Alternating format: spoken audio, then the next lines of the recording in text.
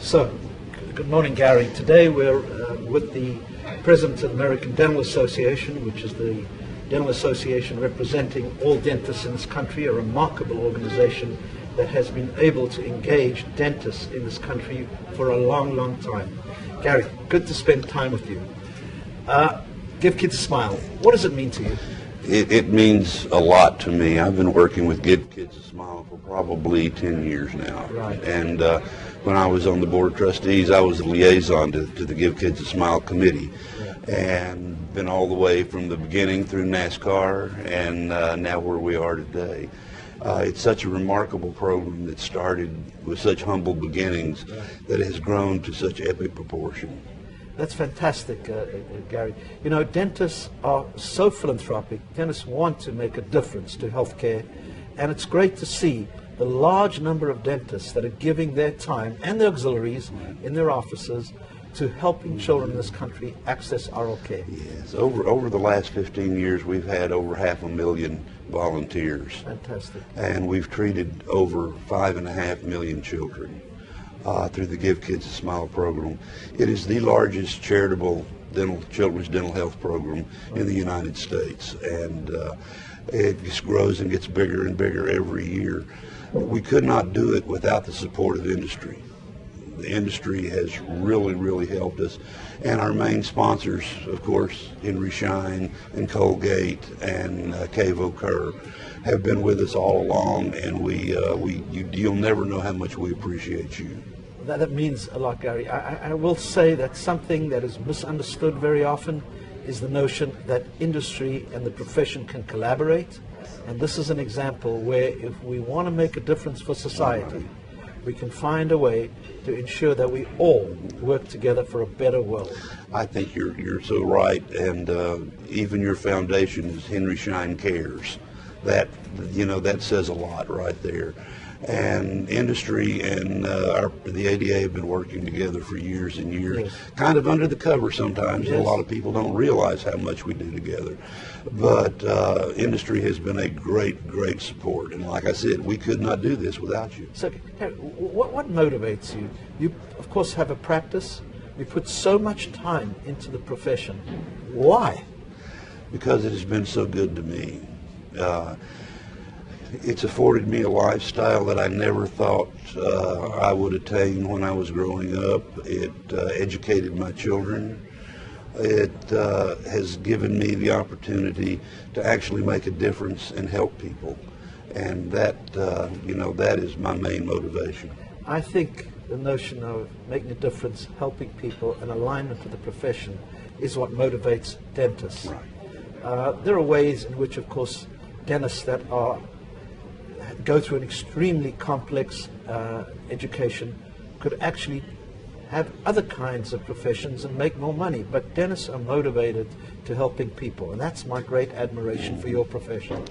Well, you couldn't do this if you don't have that kind of motivation. It's a great profession. You know, U.S. News and World Report, we've been the #1 profession in the nation for 3 or 4 years in a row now. And those of us who are in the profession understand wholeheartedly why. So the profession, obviously, like every part of the economy, is going through change. We're now in this, what many call the 4th industrial revolution. The first, of course, is the smokestacks. Right. The second is the Ford production line. The third was, of course, the introduction of the PC and the cell phone. Now we're in a world of interoperability, connecting the cell phone, connecting the PC with various devices. It's an exciting time for dentists. How do we make sure that dentists now can avail themselves of these huge opportunities to use technology in the best interest of the public and, of course, their patients? Well, technology is advancing at such a rapid rate that I've done things that I never dreamed I could do when I was in dental school. Right. The young people who are in dental school today will do things that they have not yet dreamed of. And like you said, we have to make sure that that's available to treat our patients, because that's the #1 is the patient. I agree with you, and I think dentists are really committed to taking care of your patients. And it's quite remarkable how dentists really not only care about their specific practice, but how they care about the communities that dentists are in, and the engagement of the profession in the local communities is quite substantial in this country.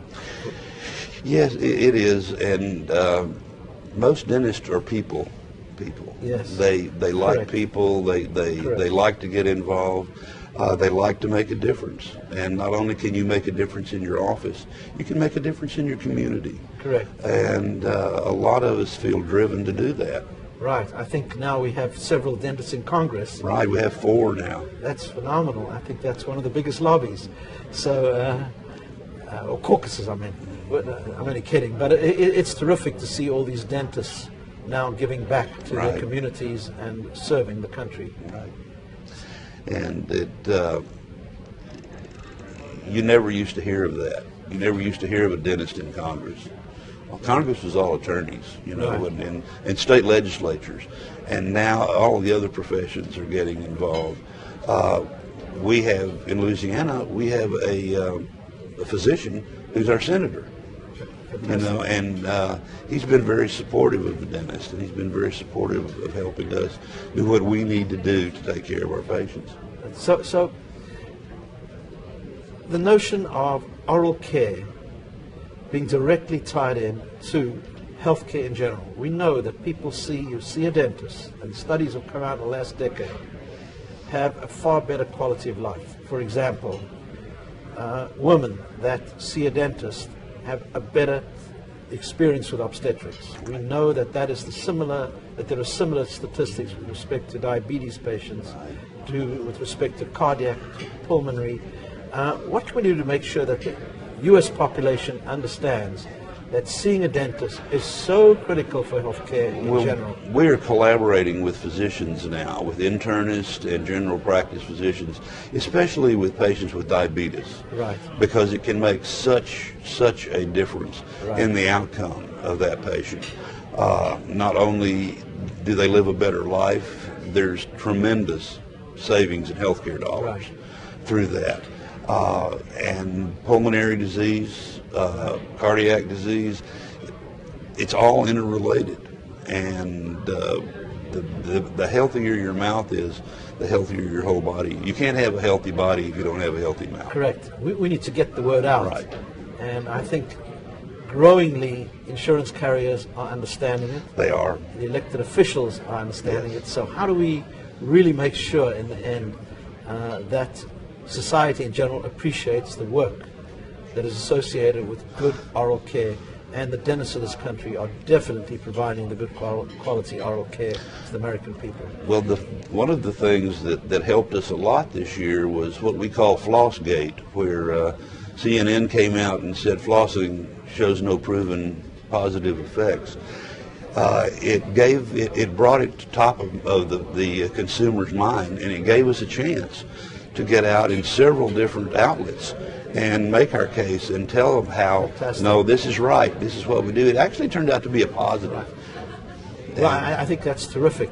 We also, I think, are now seeing dentists going into schools, elementary schools, high schools, talking about the importance of oral care, which is attracting people, applications to medical school, into dental school, attracting people to apply. And I think we're now seeing the best of people that wish to go into healthcare applying for dental school. Right.